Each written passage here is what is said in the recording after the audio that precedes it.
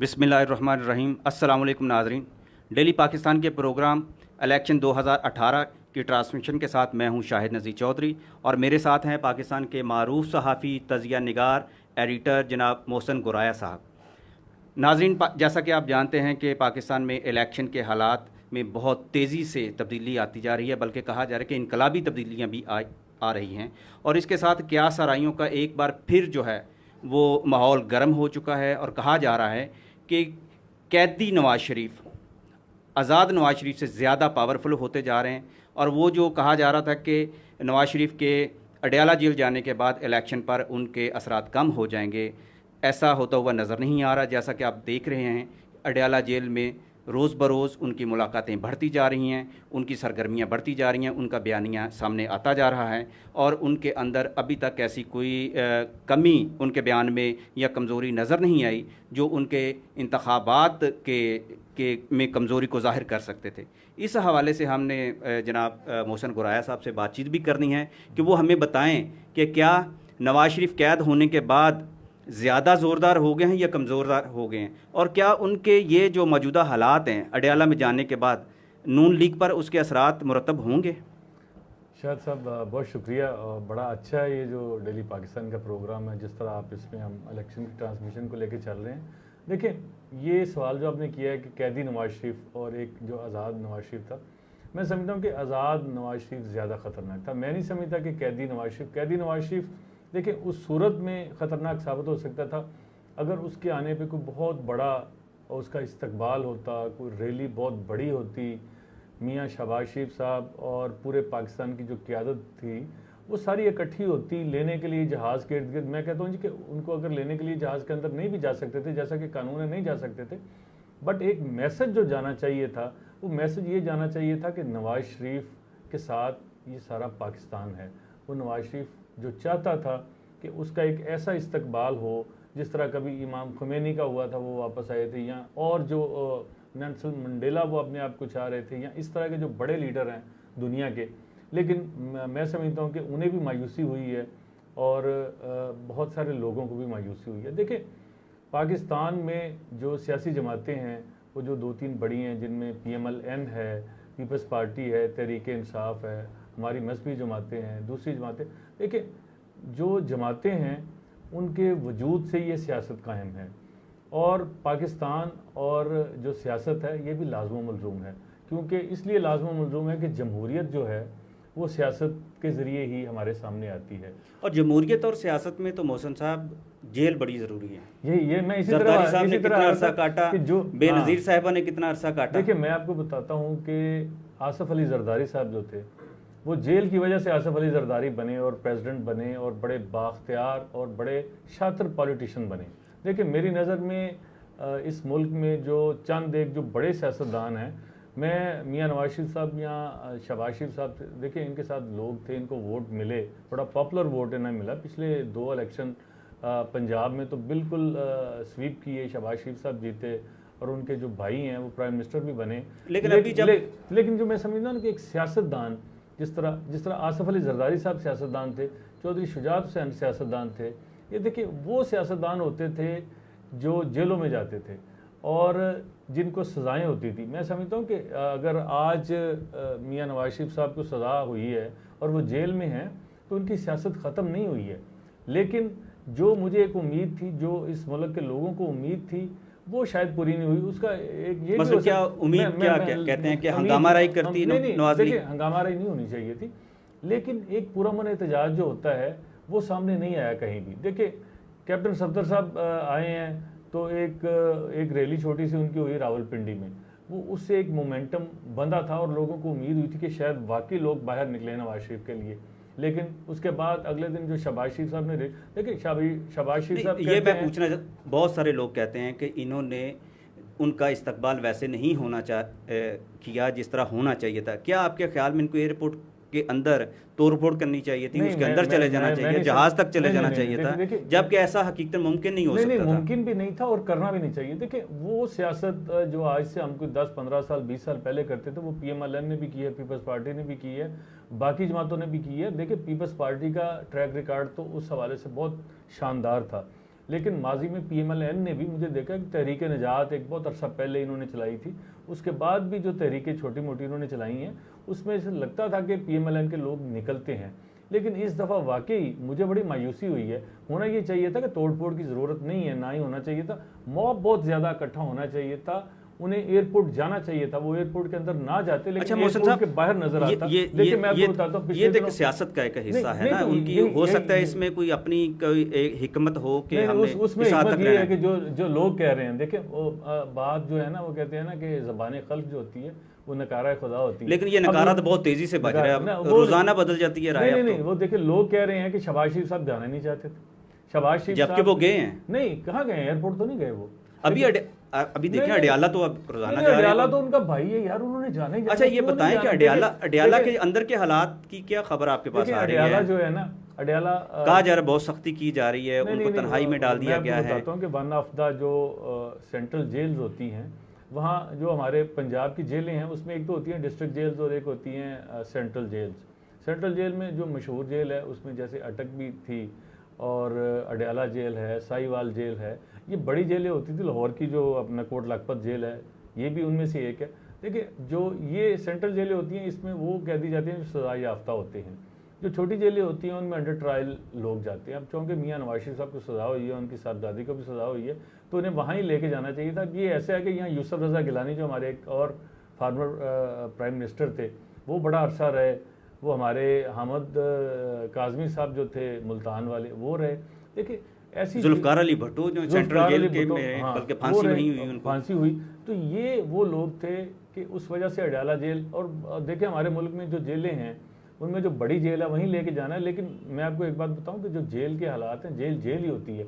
एक दफ़ा मुझे पुरानी बात याद है, तो मैंने जेलों के बारे में, मैं उन दिनों नवायक में था, तो मैंने खबर दी कि मैं लिखता रहता था इंसानी हकूक़ होते थे कि जेलों में लोगों के साथ अच्छा सलूक नहीं किया जाता, वहाँ पंखे नहीं है, ठंडा पानी नहीं है। तो मैंने वो खबर दी कि जेलें, पंजाब की जेलें जो है ना वो रेगिस्तान का मंजर पेश कर रही हैं, कि वहाँ ठंडा पानी नहीं है, कूलर नहीं है, पंखे नहीं हैं। तो उन दिनों हमारे ब्रिगेडियर एजाज शाह साहब होम सेक्रेटरी होते थे, तो उनका मुझे फ़ोन आया कि गुराया साहब तुहाडी खबर तो ठीक है, असी काम करने हैं इससे, लेकिन ये जेलां ने, ये पर्ल कॉन्टीनेंटल होटल नहीं गा कि असी लोगों को जिहड़ा है ना उत्थे जाके जेल को जेल होना चाहिए, जेल तो जेल होना चाहिए। अब देखें मियाँ नवाज शरीफ साहब जो कह रहे हैं, तो जेल अब देखें 10 साल से उनके भाई यहाँ चीफ मिनिस्टर थे ना, उनको पता नहीं था कि जेलों की क्या हालात है।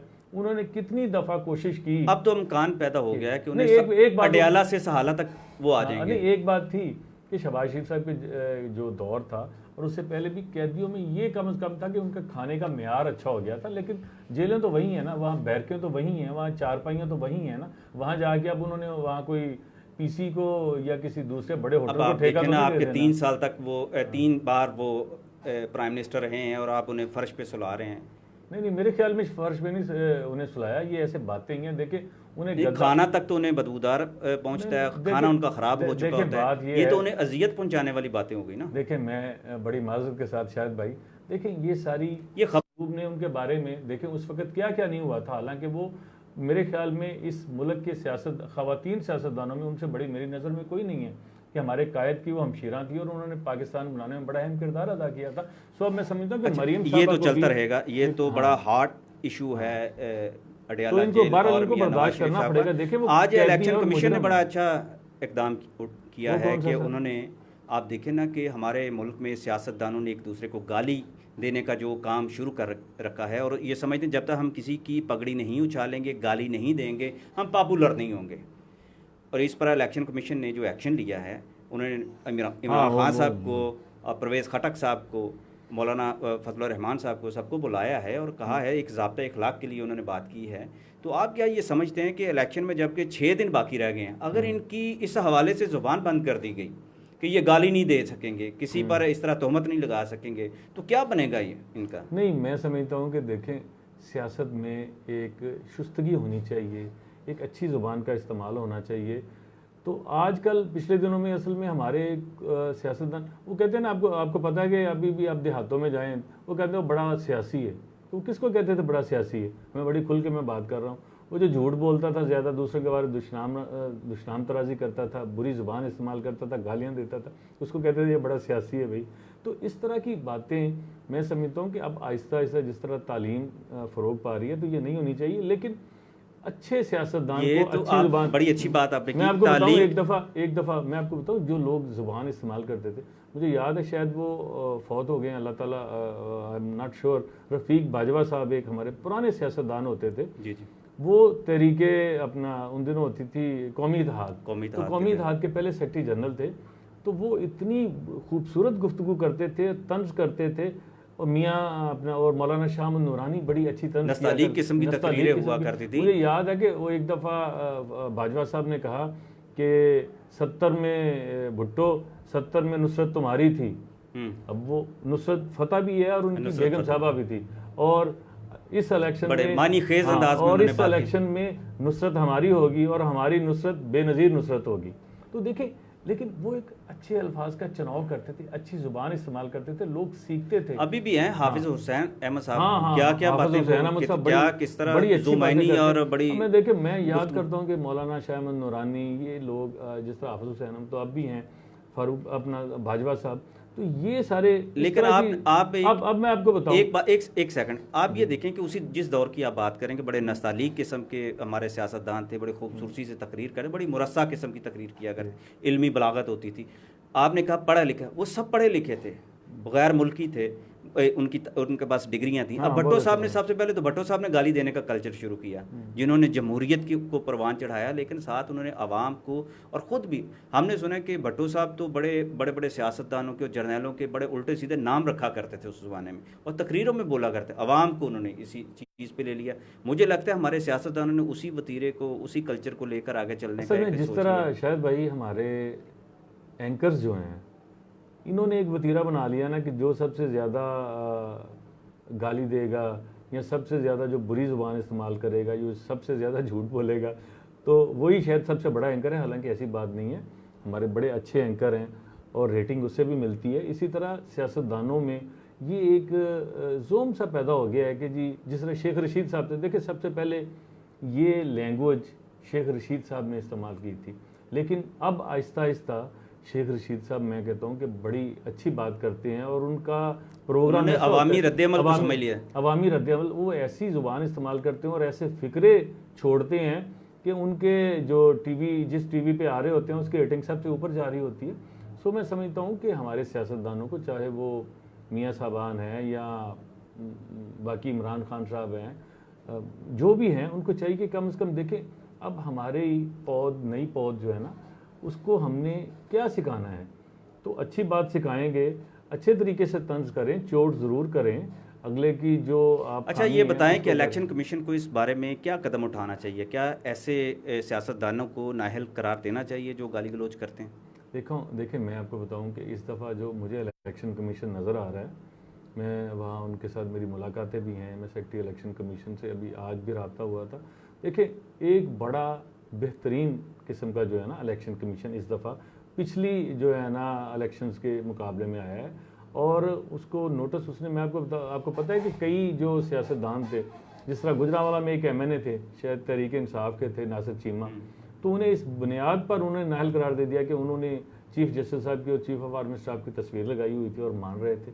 सो समझता हूँ कि, लेकिन उन्हें इलेक्शन में दोबारा इजाज़त मिल गई है, उन्हें दोबारा कोर्ट में जाके, वो तो कोर्ट में जाके मिली है ना। बट मैं आपको एक बात बताऊं कि कम से कम कोई स्टैंड तो लिया, स्टैंड तो ले रहा है ना, किसी को पूछ तो रहा है ना। आज बाबर अवान साहब को बुलाया है, बाबर अवान साहब ने वजाहत दी और कहा है कि कम से कम वो इस तरह की ज़ुबान, यानी इलेक्शन कमीशन ने भी एहतसाब का अमल शुरू कर दिया है, और ये बड़ी अच्छी बात है। देखिए, हमारा जो इंडिया को देखें, अब इंडिया का जो इलेक्शन कमीशन है, वहाँ आपको पता है अबूरी हुकूमत कोई नहीं होती, वहाँ इलेक्शन कमीशन ही सब कुछ करता है। जो पिछली गवर्नमेंट है वो चल रही होती है, लेकिन उसके पास अख्तियार कोई नहीं होता।